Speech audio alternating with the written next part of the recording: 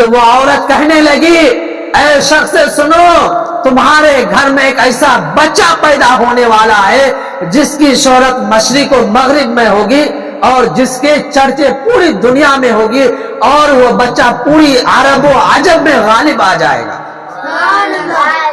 تو ٹھیک حضرت عبد المطلب کعبہ خانہ میں آرام فرما رہے تھے، یکایک کیا دیکھ رہے کہ کعبہ خانہ کا کعبہ جھک گیا ہے اور اس کے اندر جو معبودان باطل تھے وہ اس طرح سے منہ کے بل گر پڑے، ایسا لگ رہا تھا کوئی انجان شخص نے اندھیری رات میں اس کو اٹھا کر اس طرح سے پٹکا ہو کہ وہ چکنا چور ہو گیا ہے، یعنی وہ جوڑنے کے قابل بھی نہیں ہے۔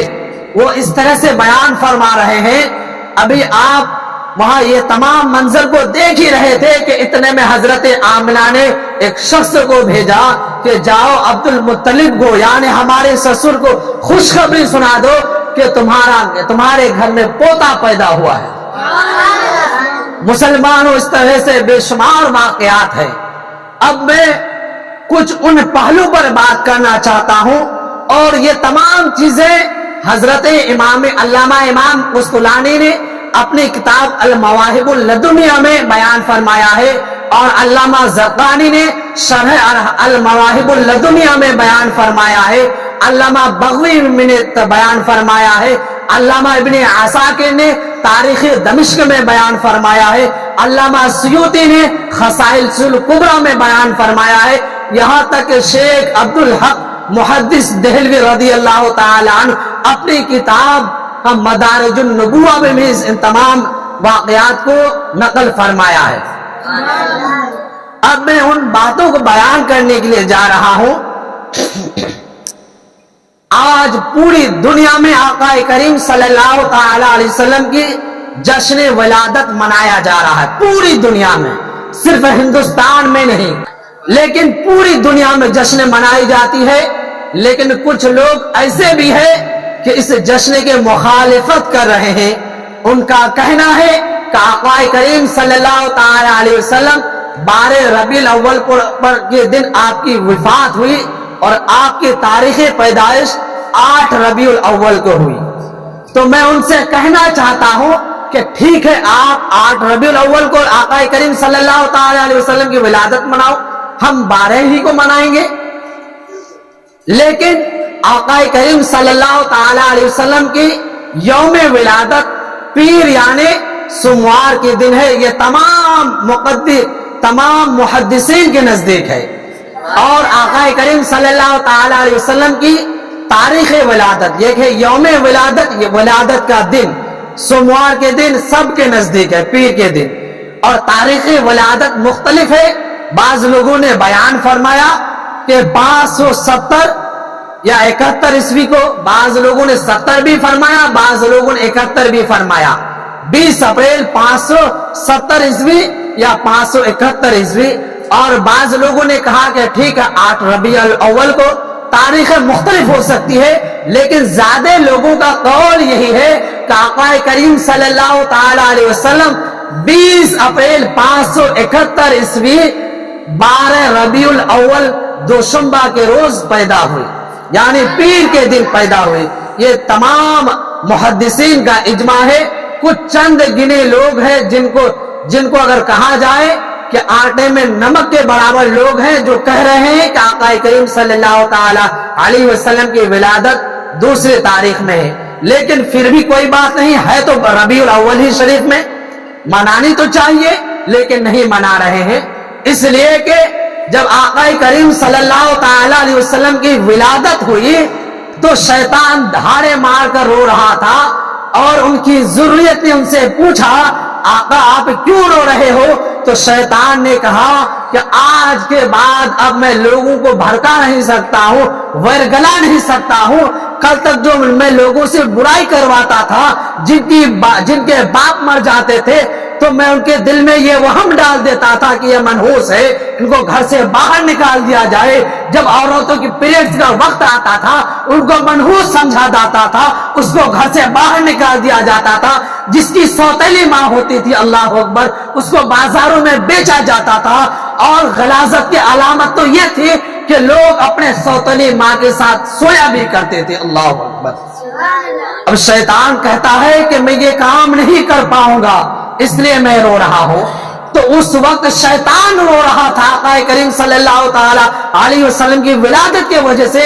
آج ان کی اولاد رو رہے ہیں کہ یہ لوگ کیوں آقا کی میلاد منا رہے ہیں۔ اب میں بتاتا چلوں آپ کو کہ میلاد نہ منانے والوں کی عمر کتنی ہے۔ ان کی عمر صرف اور صرف 100 سال ہے۔ کتنی ہے؟ 100 سال ہے۔ جو لوگ میلاد سے انکار کرتے ہیں، تقریباً 1000 سال تک مکہ المکرمہ اور مدینہ المنورہ میں میلاد شریف کا آغاز ہوتا رہا، میلاد شریف کا اہتمام ہوتا رہا۔ حضرت شمس الدین جزری رحمت اللہ تعالی علیہ بہت بڑے عالم ہیں، وہ بیان فرماتے ہیں کہ میں نے خود مکہ المکرمہ کے میلاد میں شرکت کی ہے، اور وہاں اتنے شان سے محفل میلاد قائم کیا جاتا تھا کہ ظہر کے وقت میں اعلان کیا جاتا تھا کہ آج شوق اللیل تک آج جلوس نکالا جائے گا، اور ایک مشعل بردار جلوس ہوتا تھا۔ لوگ شمعیں لیتے تھے، دیے لیتے تھے اپنے ہاتھوں میں، اور مغرب کی نماز پڑھنے کے بعد شوق اللیل، یعنی جہاں پر آقا کریم صلی اللہ تعالی علیہ وسلم کی ولادت بھی تھی، وہاں پر لوگ جلوس لے کر جاتے تھے۔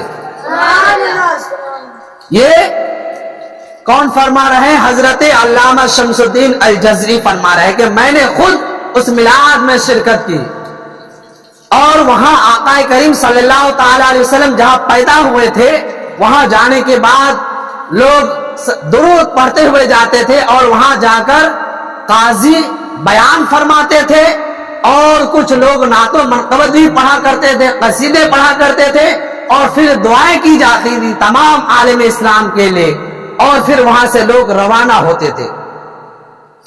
تو یہ میلاد کب وہاں بند ہوئی؟ 1920 میں یا 1924 میں، جبکہ سعودیہ بنا۔ جب تک وہاں ترکی کی حکومت رہی تب تک وہاں میلاد شریف قائم تھی، لیکن یہ ترکی سے جب سے سعودیہ بنا تب سے ان ظالموں نے میلاد پر پابندی لگائی۔ یہ عام طور پر آج بھی مکہ المکرمہ اور مدینہ المنورہ میں خاص لوگوں کے گھر میں محفل پاک کے میلاد کیے جاتے تھے۔ میں نے اپنے کئی دوستوں کے ذریعے سے وہاں کے ویڈیوز کو دیکھا کہ لوگ مولود النبی صلی اللہ تعالی علیہ وسلم کے موقع پر اپنے گھر میں قصیدہ پڑھنے کے اہتمام کرتے ہیں، اور آج بے شمار ویڈیوز بھی آپ دیکھ سکتے ہیں کہ آج بھی لوگ محفل میلاد قائم کرتے ہیں، لیکن سعودی گورنمنٹ کی طرف سے منع کیا جاتا ہے۔ حالانکہ وہ یوم سعودیہ مناتا ہے، جب سے انہوں نے ترکی سے الگ کیا اپنے دیش کو، جس طرح سے ہم لوگ اپنے ملک میں یوم آزادی مناتے ہیں، اس طرح سے یہ ظالم بھی یوم سعودی مناتا ہے۔ یوم سعودی منانے پر کوئی پابندی نہیں ہے، لیکن آقا کریم صلی اللہ تعالی علیہ وسلم کی پیدائش منانے پر عام طور پر پابندیاں ہیں۔ اب میں آپ کو بتاتا چلوں مدینے کے بارے میں۔ مدینے کے حصے ہی میں شاہ اربل آتا ہے، وہاں کا ایک بادشاہ ہے مظفر۔ یہ مظفر کون ہے؟ حضرت صلاح الدین ایوبی کے بہنوی ہے، جو حضرت رابعہ سے آپ نے شادی کی۔ یہ بادشاہ بھی تھے اور بڑے نیک دل عالم بھی تھے، مصنف بھی تھے۔ اس دور کی بات ہے، کب کی بات ہے؟ 550 ہجری کی بات ہے، 550 ہجری کی بات ہے۔ آج 1446 ہجری چل رہی ہے، آپ دیکھ سکتے ہیں۔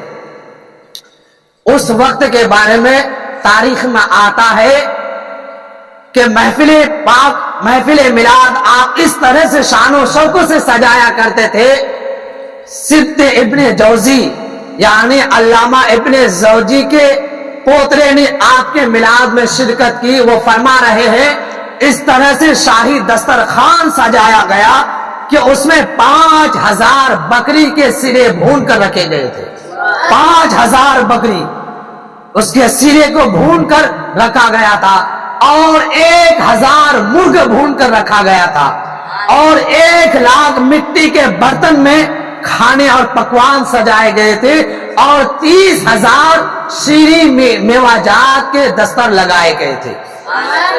اور ان کے بارے میں بیان فرما رہے ہیں کہ ظہر سے لے کر فجر تک محفل سما انعقاد کرتے تھے، اور اس سما میں وہ شاہ اربل کا بادشاہ مظفر بنفس نفسی خود شرکت کرتے تھے، اور جو لوگ سما کے بارے میں جس طرح سے بیان کرتے تھے ان کو کیفیت طاری ہو جاتی تھی، یہ جھومتے تھے.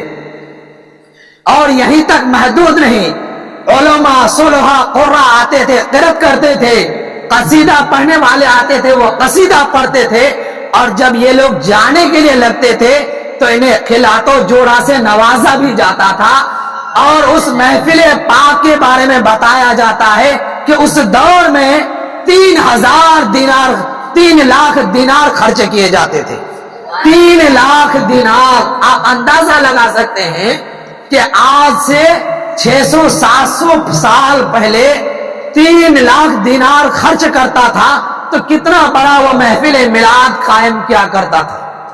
اور یہی تک محدود نہیں، جو لوگ باہر سے آیا کرتے تھے محدود نہیں ہے، جو لوگ حرم کعبہ میں جس راستے سے آنا جانا کرتے تھے ان کے لیے 30,000 دینار خرچ کیا کرتا تھا صرف پانی پلانے کے لیے. آج جہاں پر جلوس نکالتے ہیں لوگ پانی پلاتے ہیں اور کچھ کھانے پینے کا انتظام کرتے ہیں تو لوگ کہتے ہیں یہ بدعت ہے، بدعت ہے. ظالموں، تمہیں تاریخ کا مطالعہ ہی نہیں کیا ہے، تمہیں تاریخ کے بارے میں کچھ پتا ہی نہیں ہے.